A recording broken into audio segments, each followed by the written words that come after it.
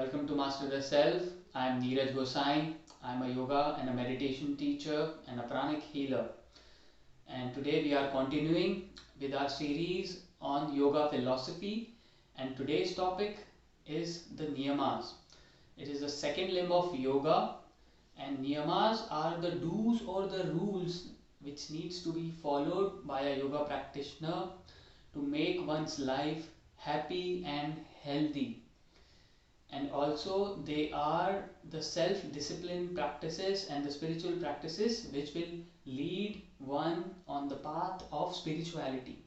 So there are total 5 of niyamas. We'll be going through. First niyama is Saucha.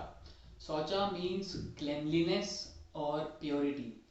Cleanliness is very important for those who wants to practice yoga. Cleanliness of the body, not just external but also internal, is very important. Not only just one's own body, however, the place where one is living should also be neat and clean, and the mind and the heart should be kept clean too. This is very important. So the lower state of emotions like anger, jealousy, and hatred should be kept at bay. The mind and heart should be pure from them. The second niyama is Santosha. Santosha means contentment. One should be happy with what one has in their life, and due to the nature of contentment, one does not come in conflict with other persons or situations around them, and one has a good command over their senses because they are good at accepting the present moment as it is. When there is happiness, they are not attached to anything, and due to the pleasant nature and the peaceful nature of their mind, they become a channel for peace and happiness for others. Third niyama is Tapa. Tapa means is to heat, and according to Maharishi Patanjali, Tapa is to be centered in the pair of opposites, is to bear the opposites of pleasure and pain with the same equanimity, is to be equanimous in every situation. And Tapa is also known as the spiritual practices and the austerities that we do.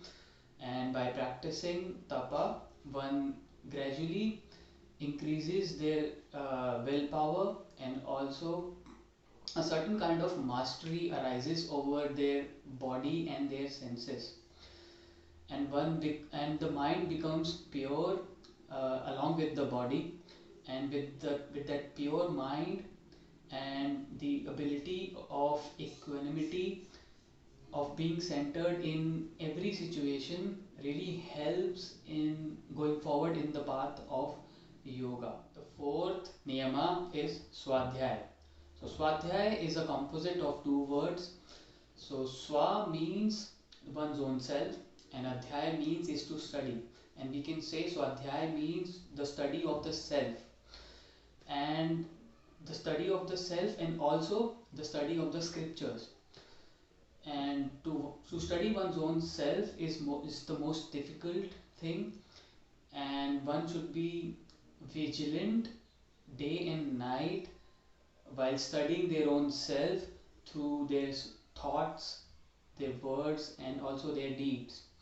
Deep reflection techniques, contemplation, and meditation are a few great tools for Swadhyaya. And also journaling is also a very good tool for Swadhyaya. And also one can also study the scriptures and learn from niyama is Ishwar Paridhana. Ishwar Paridhana is to surrender to God's will, whereby one surrenders all of their works to God without thinking about the results. It is when we offer all our acts of body, mind, and speech to God and surrender to Him. Ishwar Paridhana is devotion par excellence and detachment. Also, Ishwar Paridhana will help us to cure the afflictions of our mind which causes pain and suffering.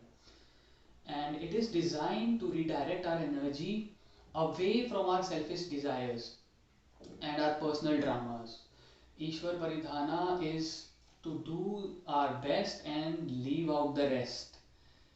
So these are the five niyamas, and we'll soon be talking about the other limbs of yoga. And till then, master the self. Thank you for watching.